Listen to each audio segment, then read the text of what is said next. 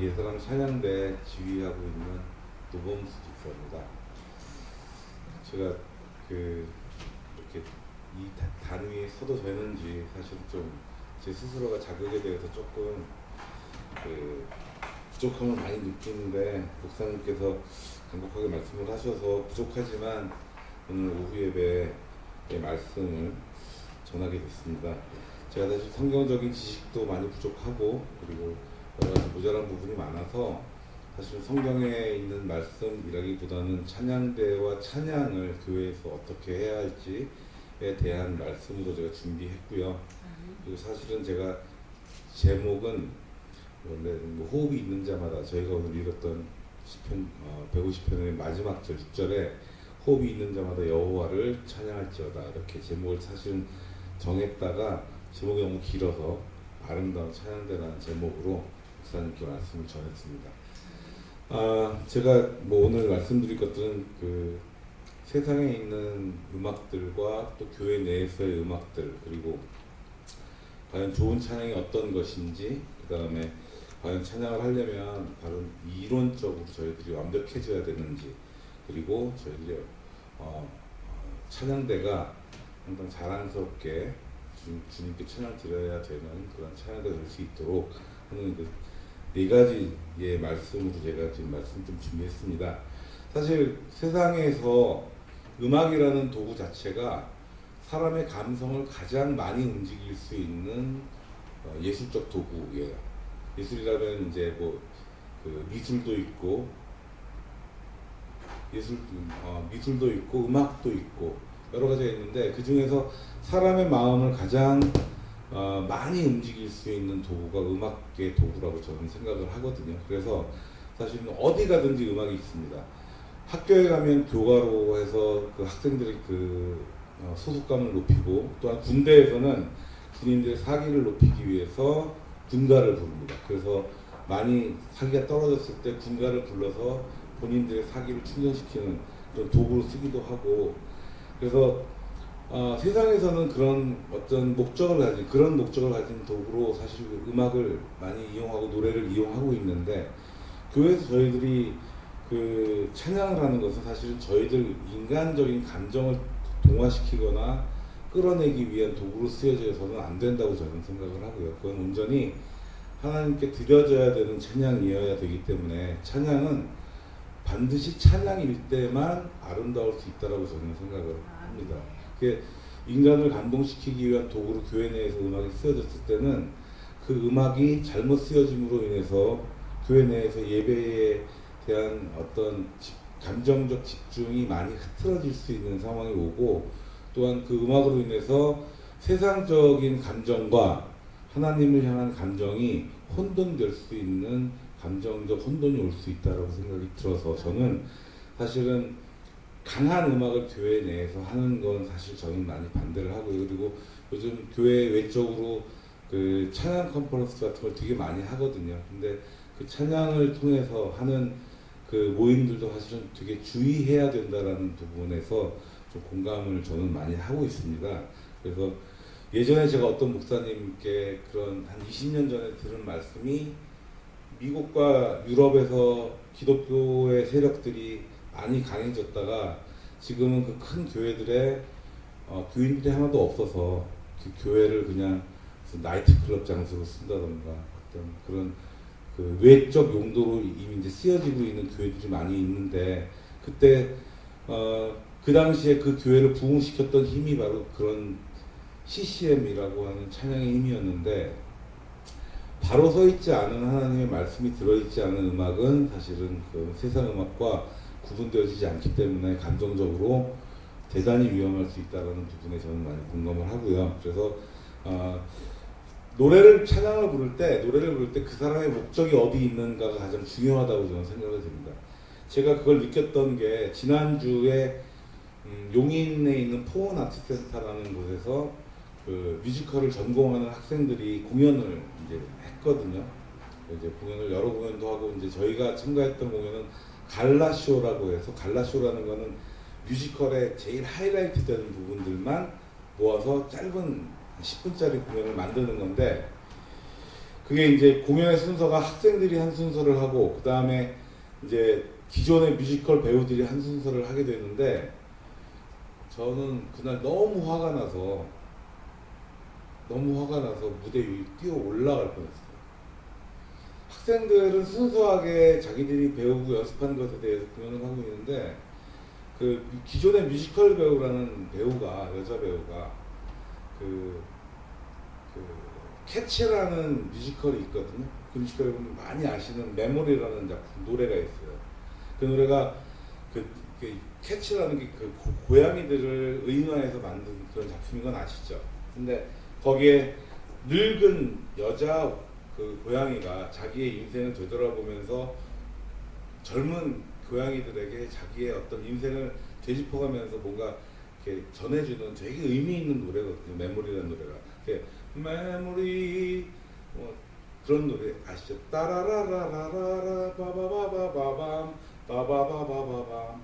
근데 그 노래를 무슨 유행가 부르듯이 노래만 부르는 거야. 메모리 너를 사운드 막 이렇게 부르는 거야 노래를. 그래서 이게 무슨 유행가도 아니고 디너쇼도 아니고 무슨 싸구려 노래를 위해서 부르고 있는데 드라마도 전혀 없고 감정도 없고 그냥 자기 노래만 뽐내는 노래를 부르고 있는데 화가 막 치밀어 올라서 뛰어 올라올 뻔했어요.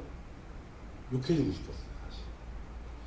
그러니까 교회 내에서의 찬양도 마찬가지로 목적이 없이 찬양을 부른다는 것 자체가 저희가 회중 찬양을 하거나 준비 찬양을 하거나 할 때도 그렇게 될 때에 사실은 목표 없는 찬양은 사실 죽은 찬양이라는 생각이 전 들고 그래서 그런 것들이 사실 저만 느낀 줄 알았는데 돌아오는 길에 이제 그 저희 우리 학과장님하고 얘기를 하는데 그 학과장님도 화가 대단히 많이 나셨더라고요. 그거는 어떻게 보면 저만 느끼는 게 아니고 모든 사람이 느꼈을 거예요.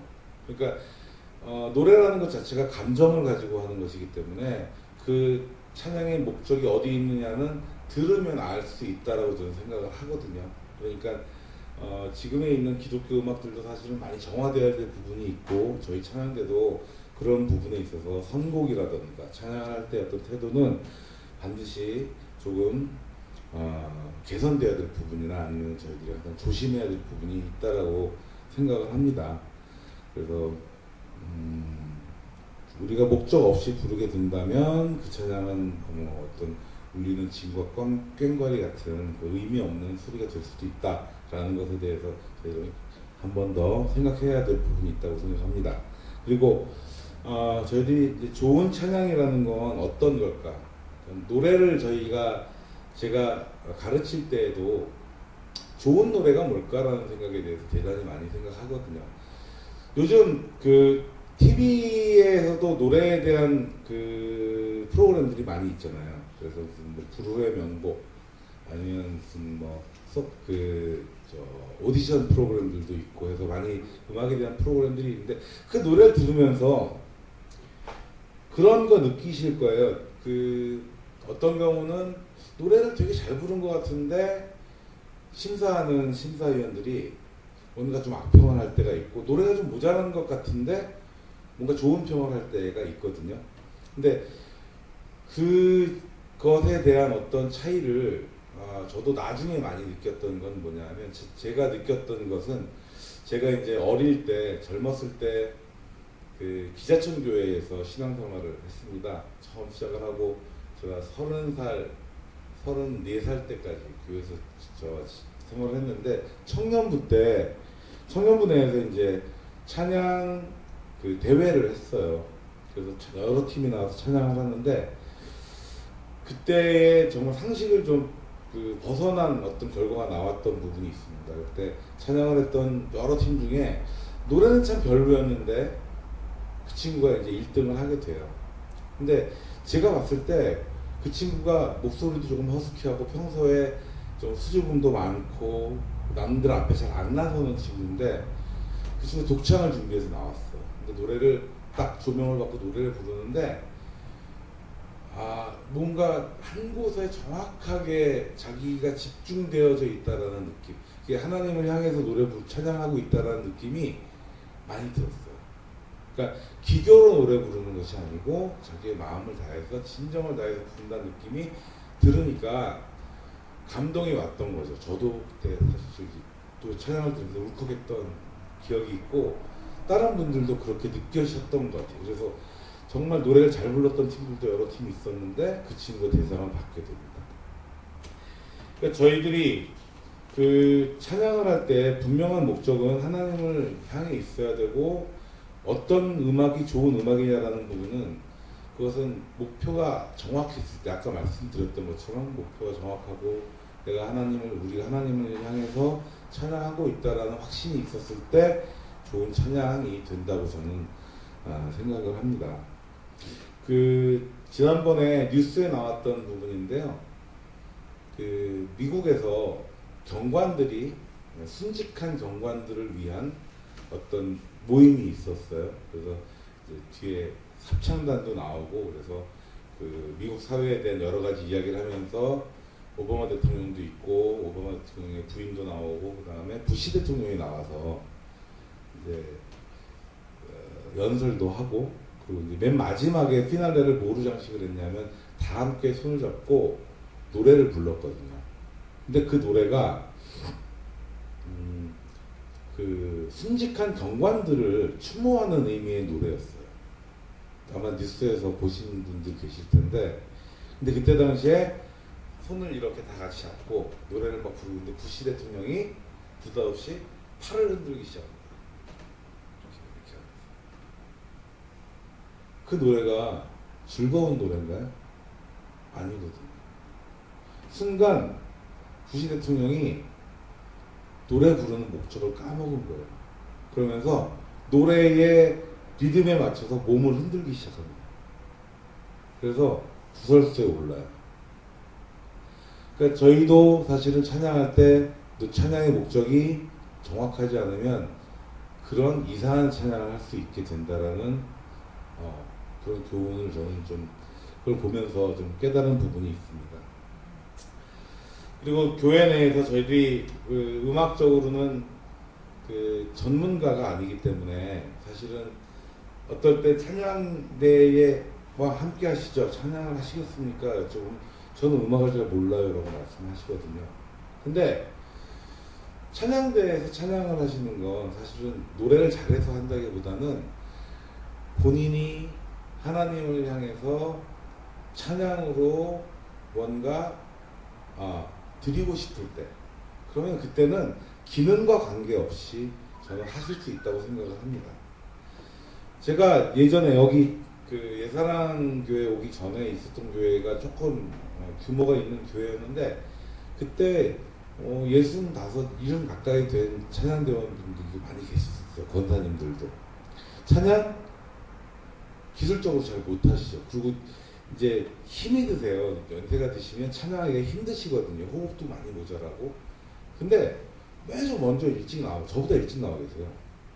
차 한잔 마시고 얘기하고 막 그러시다가 찬양을 하세요. 그리고 엘토 파트의 어떤 권사님은 항상 찬양하실 때 파트 연습은 분명히 하시거든요. 근데 이제 합창에 들어가면 소프라노 멜로디를 옥타브 아래로 부르십니다. 만약에 뭐 나팔불 나팔불 때 나의 이렇게 부르세요. 엘토 파트에서. 그런데 저는 그 사실은 젊은 찬양대원들이 화음을 못 맞추고 하면 화도 내요. 사실 찬양 연습할 때. 어릴 때는 정말 못된 짓도 많이 했어요. 제 후배들이랑 같이 찬양하다 보니까 찬양대원들이 말을 안 들으면 막 책도 집어 던지고 막 자리도 박차고 나가고 막 그랬었어요. 근데 이제 그 뒤에 다른 교회 이제 본성가대 지휘를 하면서 저도 좀 많이 좀 다듬어진 부분이 있는데 옛날엔 되게 거칠었거든요. 근데 옥타브 아래로 부르시는 분들은 저는 아무 얘기 안 해요. 왜냐하면 화성에 해가 안 되거든요. 옥타브로 따라 부르는 건 틀린 화음은 아니에요. 옥타브 아래 8도로 가시니까. 근데 이제 제대로 불러야 되는 젊은 찬양대원들이 이제 그런 걸 못 내고 막 이상하게 내면 그때는 이제 뭐라고 얘기를 하죠. 그러니까 본인이 드릴 수 있는 최선을 다해서 찬양을 드리면 그거는 저는 가장 좋은 찬양이라고 저는 생각을 하고 그 그러니까 제가 지금 이야기하는 그 제목은 사실은 음악을 꼭 이론적으로 공부해야 되나요? 이런 부분이거든요. 근데 사실 그렇게 안 하셔도 되고요. 그리고 찬양대가 저는 사실 어떻게 보면 교회의 교인 수의 11조다라고 생각을 하고, 그리고 또 한 가지는 찬양대는 예배에 참여하는 인원이 아니고 예배를 주도하는 인원이고, 그리고 목사님께서 말씀을 가지고 감동을 주신다면 저희는 하나님의 찬양을 가지고 충분히 성도님들께 그 감동을 드려야 된다고 생각을 하는데, 과연 그게 이론적인 것이 필요하냐라는 부분은 사실 저는 공감을 못합니다. 그러니까 제가 옛날에 그러니까 세상음악을 할 때도 2003년도에 제가 그 극단에서 청소년 뮤지컬 하나 제작을 했는데, 그때 밴드가 들어왔거든요. 근데 그 밴드에 퓨전 밴드인데 드럼, 베이스, 기타, 건반, 그다음에 태평소, 대금 뭐 이렇게 다 있는 퓨전 밴드였는데, 거기에 건반을 치는 친구가 되게 감성이 좋아요. 그래서 어떤 드라마를 할 때 밑에다 이렇게 깔아주는 음악을 BGM이라고 얘기하는데, 그걸 즉석에서 좀 부탁을 해도 바로 만들어서 이렇게 쭉 그 느낌대로 해주고 잘했거든요. 그래서 저보다 좀 나이가 어린 후배라서 되게 그 팀들이랑 친하게 지냈는데, 하루는 사석에서 그 친구가 저한테 그러더라고요. 형님, 저 악보를 못 보는데요, 배워야 되겠죠? 그래요. 그래서 제가 배우지 마 그랬어요. 왜냐하면 음악을 할 때 기능적인 것도 필요하고 감성적인 것도 필요한데, 이 친구는 이미 감성에서 출발해서 음악에 어느 정도 경지에 올라온 상태고, 이론을 시작해서 쭉 올라와서 어느 정도 경지까지 올라오는 사람과 경지로 만났을 때는 상관없거든요. 단지 조금 불편한 거예요. 불편해서 다른 사람들과 소통할 때 조금 문제가 될 수 있는 부분은 있지만, 사실은 본인이 플레이하는 데는 의미가 어떤 해가 되지 않는데, 되려 어느 정도 경지에 올라온 친구가 음악의 이론의 기초를 배워서 시작한다? 그러면 그 사람의 음악이 그 배우는 이론에 갇혀서 더 이상해질 수 있거든요. 그래서 저는 그 친구한테 하지 말라고 했어요. 그리고 그 친구한테 너는 그렇게 되면 네 음악이 많이 망가질 거다, 차라리 하지 마라 라고 얘기했거든요. 지금도 제 생각은 같습니다.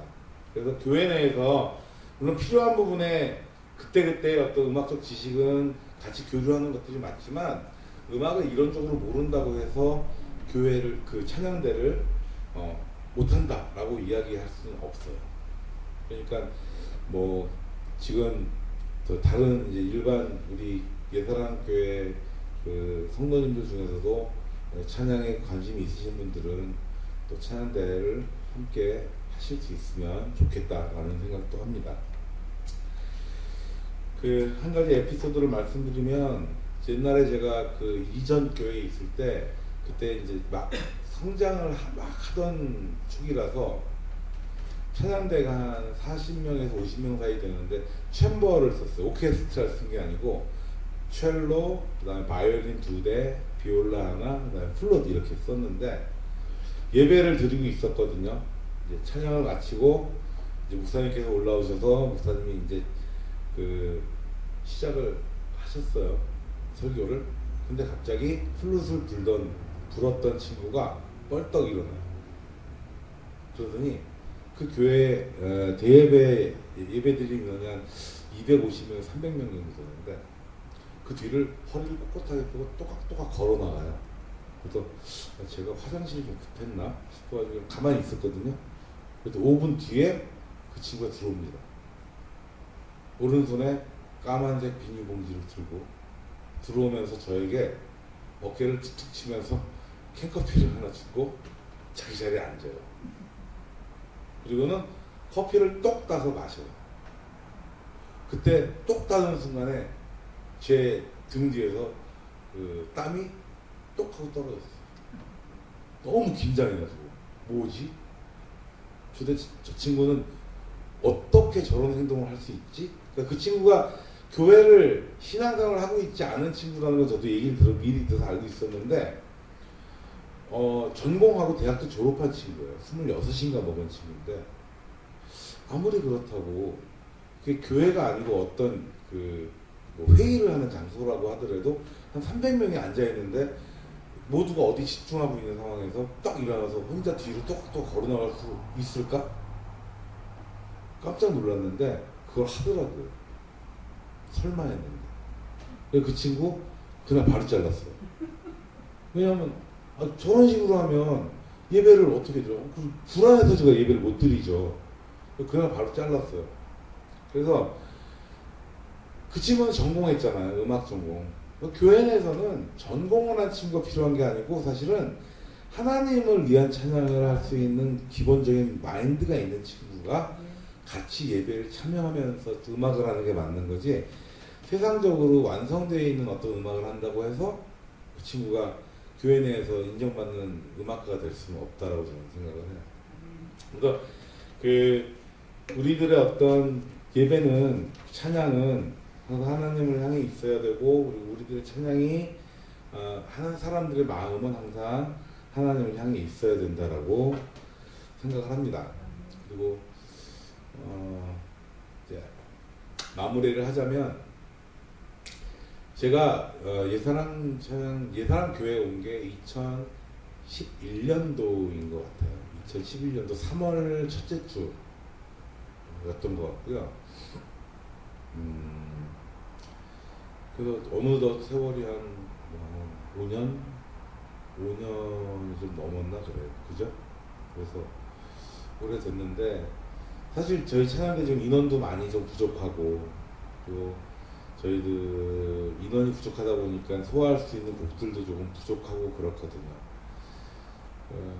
그래서 항상 조금 저희들 스스로도 결핍을 느끼면서 찬양을 하고 있긴 하지만, 우리 예사랑교회 성도님들께서 좀 사랑의 눈으로 좀 바라봐 주시고 그랬으면 좋겠어요. 저희들은 어떻게 보면 50명, 60명 있는 찬양대는 1명, 2명 빠지면 찬양대 결혼이 2%, 4%예요. 저희는 한 분 빠지시면 한 15% 정도 넘게 데미지 있거든요. 한 명 빠지면. 그러니까 어떻게 보면 하나님 입장에서 보면 큰 교회에 막 솔리스트도 있고 막 오케스트라도 있고 이런 교회의 찬양 대원 한 명의 2%보다 우리는 하나님의 찬양을 각자 15% 이상은 더 책임지고 있는 조금 귀한 분들이 모인 찬양대가 아닌가, 저는 그렇게 생각을 합니다. 그래서 우리 찬양 대원분들께서도 계속 이제 인원도 많이 안 늘어나고 그러니까 조금 지치실 수도 있고 한데, 조금 더 기운 내주시면 좋겠고, 저 스스로도 사실은 조금 많이 기운이 빠져 있는 부분이 있어서 요번에 예배를 준비하면서 저 스스로도 조금 더 새로워져야 되겠다, 아니면 좀 마음가짐을 새로 해야 되겠다는 생각을 조금 많이 했습니다. 오늘 이제 1년에 한 번 있는 저희 이제 헌신 예배인데, 우리 일단 찬양대원분들께는 각자가 하나님 입장에서 보셨을 때 아름다운 찬양대원이었으면 좋겠고, 그리고